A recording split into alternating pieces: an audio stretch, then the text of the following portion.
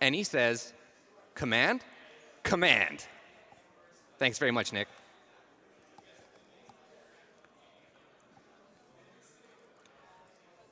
Got another donation here from Tommy Pear. It's a $50 donation. He says, GDQ reminds me every year to give something back. Greetings from Germany. Thank you very much, Tommy Pear. You're going to be the last donation that we have a chance to get in before this run because we are good to go on Castlevania. So let's get hyped for Komrade's run of Castlevania 1, everybody.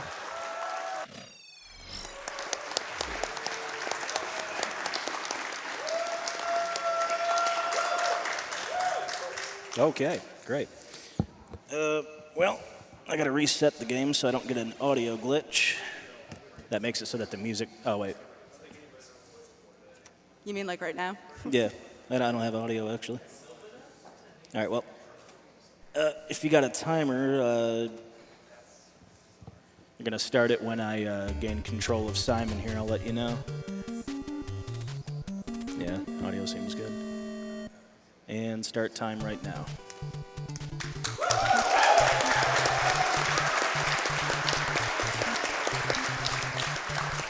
All right, so this is Castlevania. I'll try to explain as much as I can with as short of a run as it is. So on this stage, I am trying to get a stopwatch drop so I can do a faster bat boost on the next screen, but it's not exactly RNG, but it's pretty frame specific on how you get the drop. So the likelihood of me actually getting it's pretty low. Okay, well. So now I have to do the faster boost, which requires me to activate the stopwatch on a specific frame. And if I don't, I lose like 3 seconds. I don't know if that worked. That did not work. Okay. So the idea is to activate the stopwatch before he spawns so you can do a faster boost here. Very nice.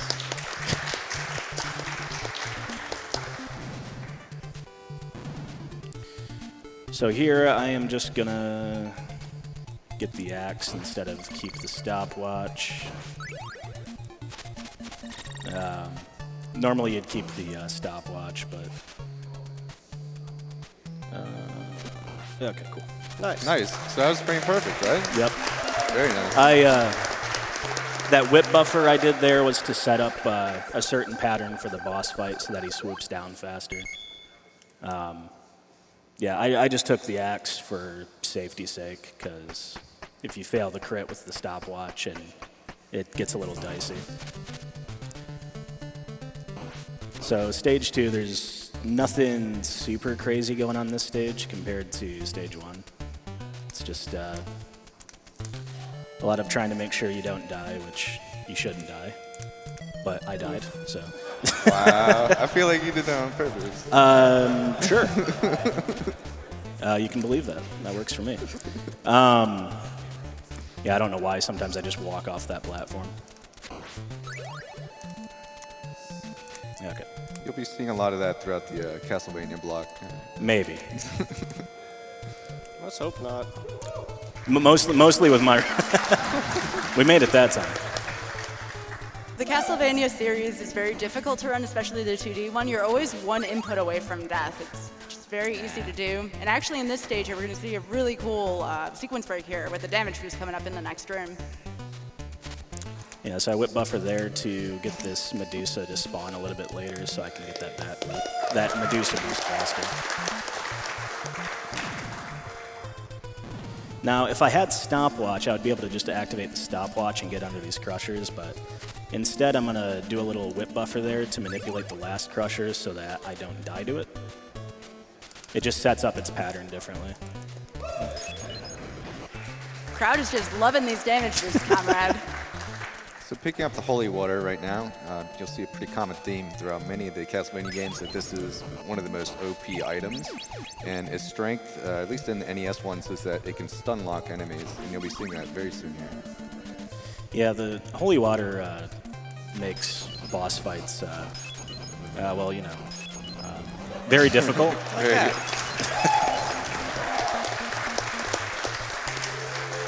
So not only did Komrade stunlock Medusa there, but also in the beginning on the next stage, he's going to pick up a triple, and he's going to use that triple for quite some time.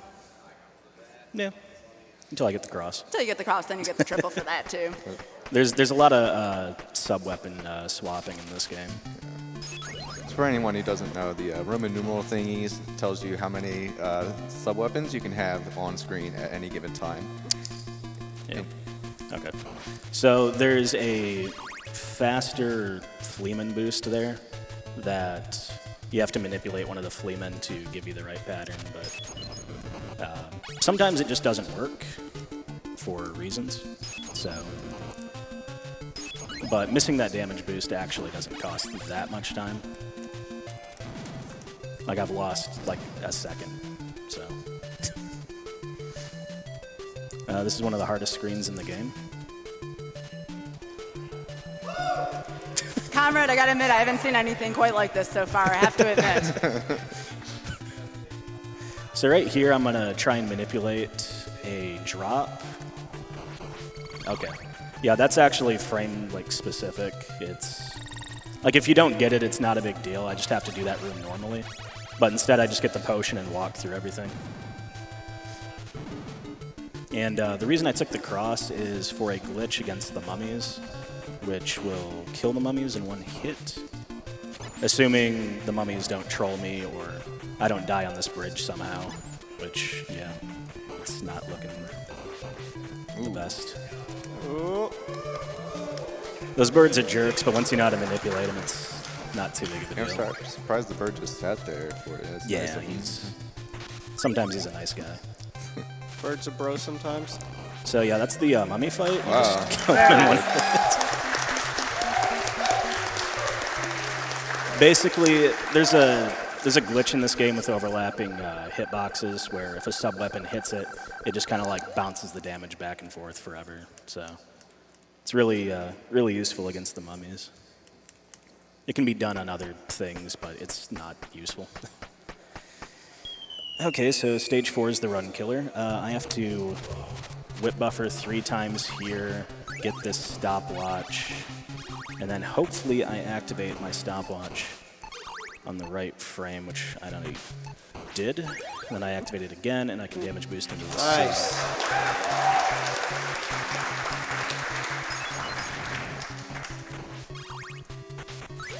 So there's another reason why this stage is a run killer. There's an issue with platforms here where if you walk too far to the right, you can actually get stuck on them. So that's what happened there. Unfortunate, but... So now you have to do this screen normally, which is taking this little platform right here. I mean, at least I can say I got the damage boost. I just, you know, died somehow, mysteriously. Just take some extra time for some squats. Yeah. Keep them legs in shape. We can call that RNG. So this screen is another reason why that this stage can be a run killer, because random drops happen at any point. It's a fact we have to get used to as Castlevania speedrunners. Just something you don't want to see, especially going to be fighting Frankenstein's monster coming up, and we need those stuns for that. Okay, cool. No axe drop. Yeah, axe drop is scary because you're pretty much fighting Frankenstein with whip, which I can do, but I can also fail to do it, and you don't want to see that, so. But, yeah, if you haven't noticed, I'm trying to keep my heart count as low as possible, and that's another issue with that screen is it'll just dump big hearts on top of you. But yeah, Frankenstein is about as hard as Medusa, a little bit harder maybe. Clean.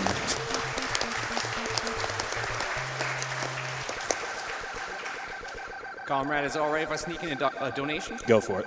This is a $20 donation from Sushi Elemental. He says, Dr. Acula to the boss room. Dr. Acula, please come to the boss room. Thank you. So stage 5 casually is probably one of the hardest stages, but because I have holy water, this stage is one of the easier stages. Now, if I get a random drop after this screen, it's gonna be a little spooky because you really need the holy water. And pretty much any one of these enemies that I'm attacking can drop something that I don't want. How can it get more spooky? It's already got skeletons everywhere. Yeah, you're right. So there's a way to not take the meat there, but it's not marathon safe at all. So, but yeah, like this room would normally be a pain, but you can actually just damage boost there, and you have just enough iframes to squeeze past that guy. Like I said, it's like speedrunning this stage is probably the most uneventful part of the run.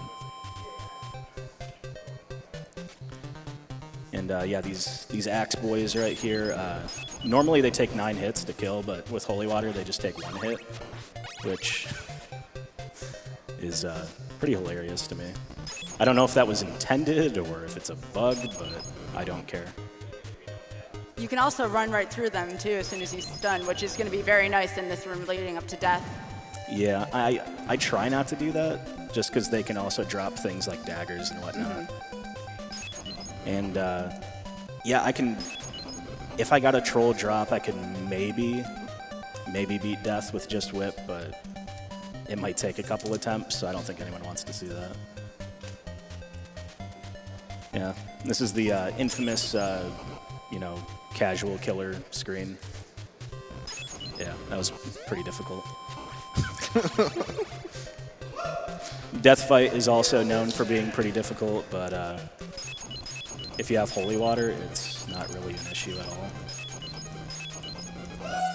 Absolutely no room for error there, and you killed it, Komrade. Very nice. There's a faster way to do that fight, but I wasn't getting it in practice, so I'd rather just not even risk it. So stage 6, start of stage 6, you got a bridge full of bats here, which it's pretty intimidating if you are playing the game for the first time, but once you kind of figure out what their patterns are, it's not too bad. Just throw this boss rush at you out of nowhere. Yeah, it's, yeah. So that was probably the second hardest screen in the game. But like I said, yeah, if you know what you're doing, it's not hard. This part seems tricky, though. You got several damage boosts in a row. Yeah, it's... The only thing I'm really worried about is killing that skeleton there, because he can drop a cross or a dagger sometimes. Normally I wouldn't take the meat there, but I want to have at least like an extra attempt to crit Dracula, which, yeah, it's going to be the second time we use crits in the run. So the crit against the bat in stage 1 kills it in 1 hit. Crits against any other boss doesn't kill it in 1 hit. And Dracula is one of those bosses, but it does deal like 6 points of damage, so you definitely want it. Because normally you only deal 1 point of damage to him. Okay, well, that's not what I wanted. So yeah, basically I'm trying to get hit on the exact same frame that I hit him. It's certainly easier said than done, because his fireballs have varying speeds at which they come out. And now time for the Cookie Monster. So this is another really hard boss in this game, as you can see. I don't think I'm actually going to have enough Holy Water for this fight, so that's pretty funny. But, oh, okay. Very If you know nice. what you're doing. And time's coming up, time.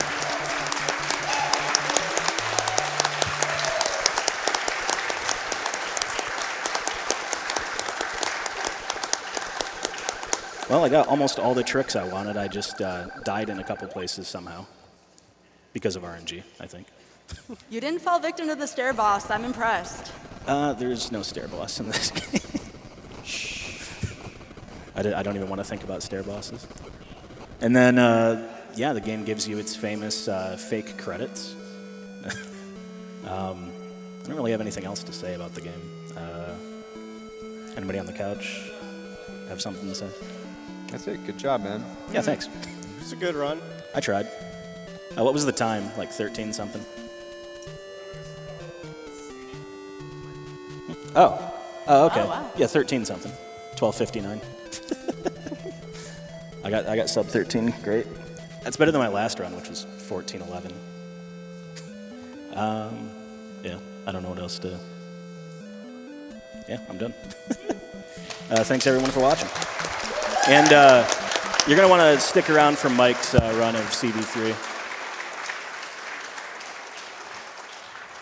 Thank you very much, Komrade, for that amazing Castlevania run, and you are absolutely right. You do want to stick around for Mike Canis and his awesome run of Castlevania 3. He's a fantastic runner, and I was happy to do hosting for his run the other day of Ninja Gaiden Black. Do want to sneak in a few more donations here. This one's from the Kuros Kai. It's a $25 donation for Doctors Without Borders. He says, love Castlevania, but I also love Yonoid. Here is to the FMV intro. And I'm happy to announce that we've just met the Dragon Warrior 3 slime ending incentive. So we're going to be getting that slime ending. Yep. Thrilled to be able to announce that. Thank you very much to everyone who donated. I'm going to sneak this last one in here. Count Viewlard sends $50 towards that. He says, I don't know what it is, but I want to see that slime ending. Well, you will be rewarded with much slime, Count Viewlard. All right, that does it for me. I'm going to hand it over to Prolix, one of the best hosts of any charity. Please enjoy his hosting block. See you later, everybody.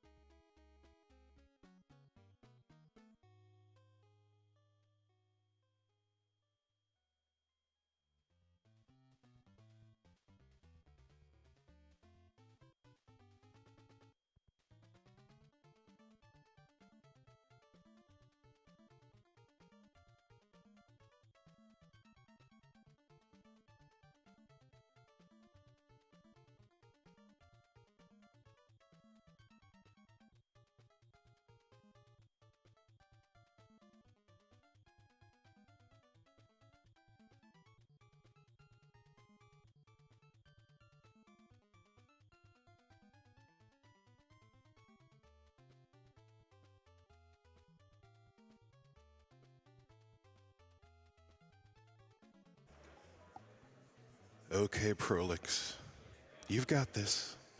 You're a great announcer. I'm gonna do well. Because I'm good enough. I'm smart enough. And doggone it, people like me. Wait, is my mic on?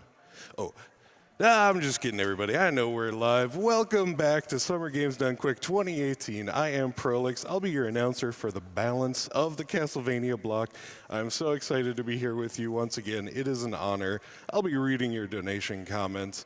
But let's talk about the upcoming games first. I think, we've covered them a little bit, but you probably know what's coming up. But let's just mention them. Castlevania 3, the Cypher Route by Mike Canis up next. Then we've got Castlevania Bloodlines. It'll be either the John Morris or Eric Lecard any % route.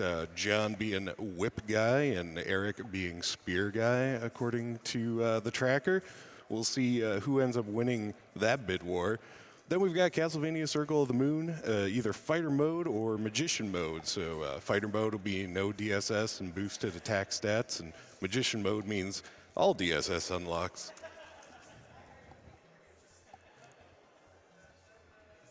Let's get to some of your donation comments here first, and I'll talk to you about a few other things. We've got Matrix Andrea with $100 saying, I'm so happy to be off from work during the Castlevania block. I've been playing these games for 30 years now, and I'm more than happy to see the runners stomp them. Good luck.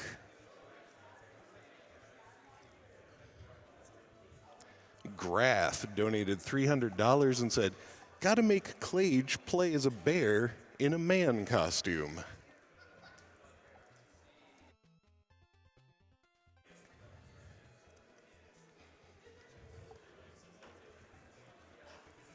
Dist Genius, also a fan of Clage, donating $50 and saying, go Team PLC. Yeah, his run is on deck. Castlevania 3 up next. If you're looking for something to donate toward, don't forget that during our entire event, when you donate, you may be eligible to win an 8th generation console bundle plus a gaming PC with just $150 cumulative donated throughout the event. Official rules for the giveaway are on the Games Done Quick website. Crazy Bunny Lady chiming in, talking about Dragon Warrior 3 again, coming up just a little bit later. A $10 donation. Thank you so much for your generosity. She says, command? Command! Still makes me laugh. Good luck to all the runners, and mad props to the crew for making yet another great SGDQ. Mudron with a $50 donation says, Castlevania was the very first NES game I ever played, so I'm legally obligated to donate during that run. I'm not sure that's how the law works, but thank you so much regardless.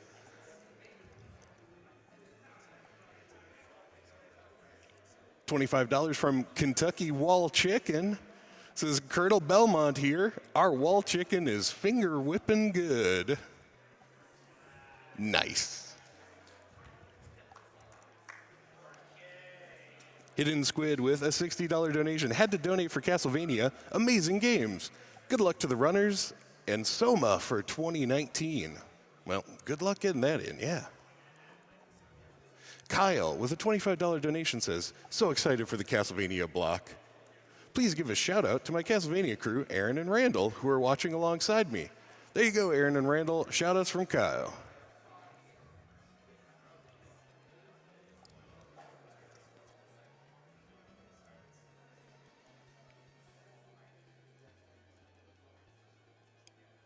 We have a donation in the amount of $300